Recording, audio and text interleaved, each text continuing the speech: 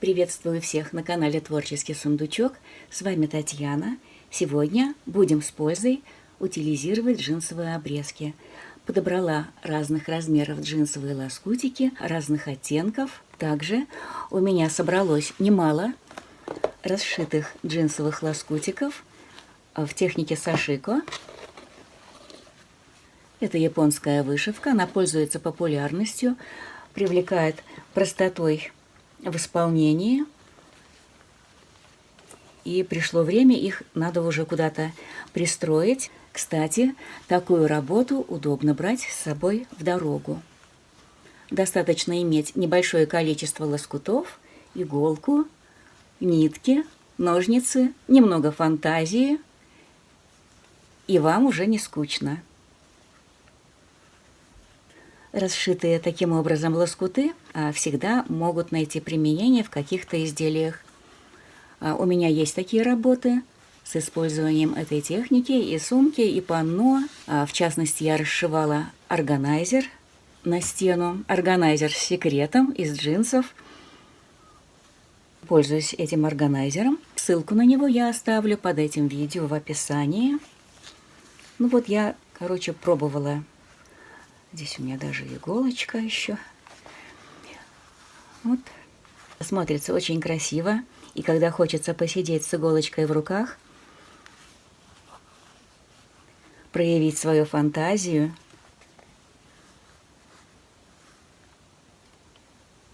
а использовать можно эти расшитые лоскуты в любом изделии, в том числе и в одежде. Здесь вот я добавляла бисер. Вот и лоскутики, видите, самые такие. Даже и хвосты здесь не обрезала. Но это, как говорится, было небольшое лирическое отступление. А сейчас я возьму небольшой кусок плотной ткани. Это будет основа. И я начинаю раскладывать свои джинсовые обрезки. Раскладываю лоскутики с небольшим нахлестом друг на друга. Можно брать совсем непривлекательные кусочки, потому что в дальнейшем они все равно будут закрываться, будут расшиваться и приобретут интересный вид. В конечном итоге это будет изделие, и какие-то участки совсем закроются. Я буду продолжать дальше. Таким образом, я закрою всю основу в таком порядке. И у меня это будут две такие детали. Вот. На одной детали у меня уже все разложено. И теперь лоскутики я буду закреплять для временной фиксации вот таким клеем. Клеем карандаш.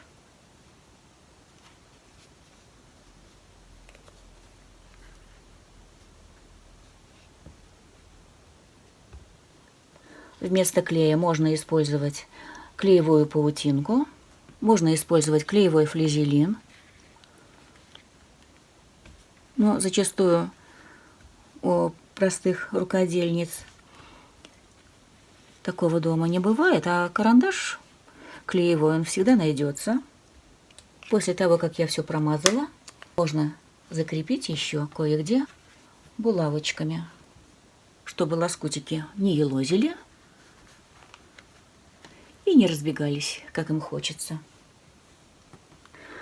А теперь, девочки, берем иголку подлиннее, какая есть, и обязательно с длинным ушком. Толстые нитки. Сюда хорошо подойдут нитки номер 10 советского производства. К сожалению, у меня остались только черного цвета. Черный и бордовый еще есть. Здесь можно использовать также нитки ирис, ромашка, кружевница. Можно использовать мулине. У меня вот такие неизвестного происхождения нитки. Они меня очень даже устраивают. Просто идеально сюда подходят. А еще, девочки,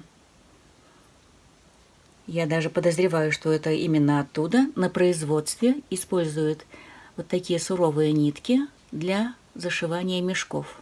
Вот эти нитки мне очень нравятся.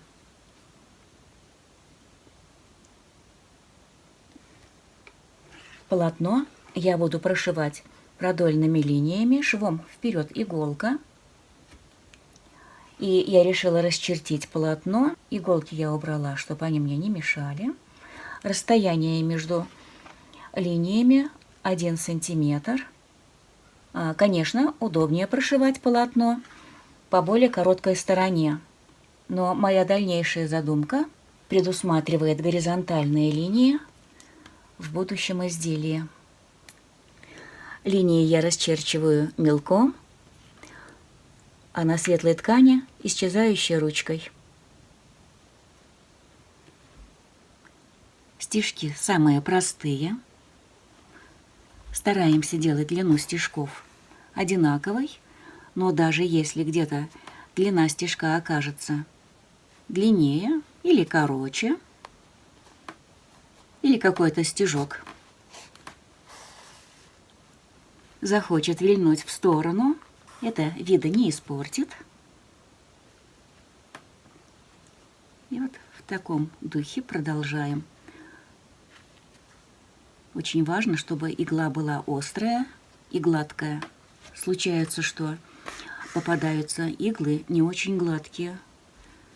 У меня целый набор таких игл оказался. И ушко длинное, золоченое. Мне пришлось их выбросить. Дойдя до конца, разворачиваемся и продолжаем очередную строчку. При простегивании таких заготовок происходит значительное стягивание полотна. Поэтому, если у вас намечено какое-то изделие, это нужно учесть и взять заготовку с запасом, хотя бы сантиметра на 3 как минимум.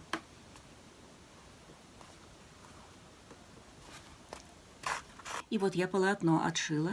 Вот так это выглядит с изнанки. И теперь между строчками я кое-где набросаю узелки и крестики. Как делается французский узелок? Так, я сейчас покажу. Делается один навив. Можно и 2, но у меня нитка толстая, и мне хватает одного навива. И почти в это же место я прокалываю. И вот такой узелок у нас получается. Следующий узелок я сделаю повыше.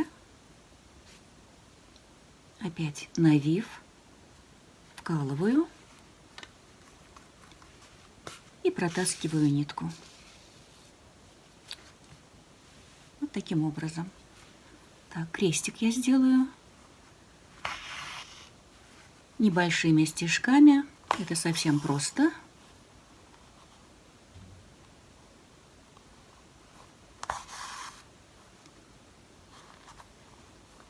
Вот такой крестик. Их сделаю тоже хаотично. Не запланировано, так кое-где.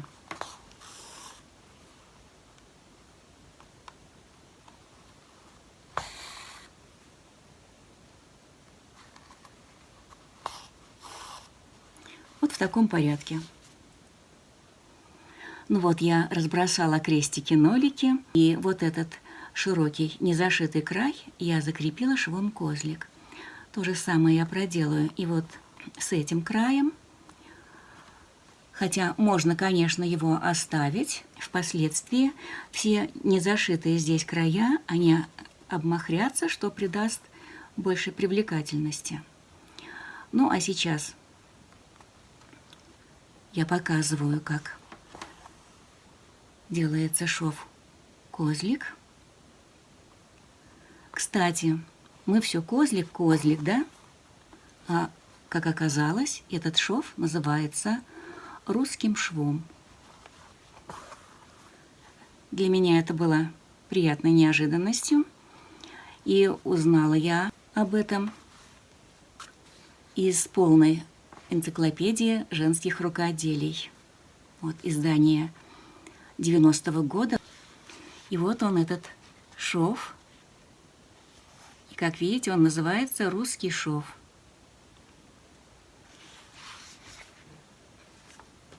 Шить начинаем с левого края. Делаем прокол, стежок.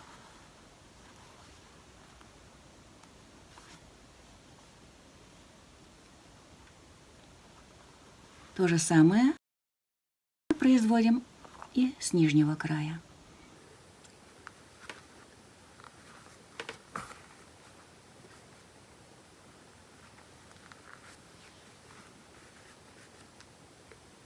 Понятно, что все эти швы закрепляют основу с верхними лоскутиками и придают жесткости нашему полотну, что, в общем, нам и нужно.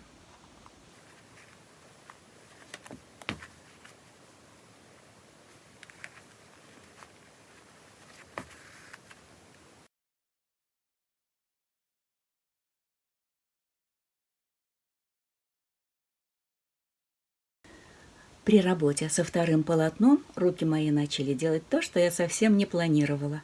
Дама я непостоянная, фантазии могут завести куда угодно, поэтому я отложила это для другой работы.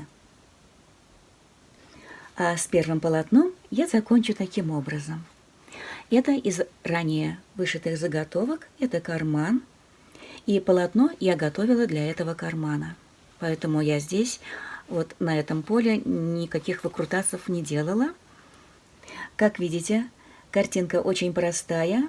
Прямые строчки швом вперед иголка, крестики и луна, посаженная на клеевую паутинку. И, на мой взгляд, картинка прелестная. Каким образом пришью карман, я еще не решила. Есть варианты. На этом я пока закончу. Пишите комментарии. Кстати, на колокольчик нужно нажать всего один раз, чтобы его активировать. Ваш колокольчик должен быть серого цвета, и тогда вы будете получать уведомления о моих новых работах. Буду благодарна, если вы моими видео поделитесь в соцсетях. С вами я на этом прощаюсь. До скорой встречи.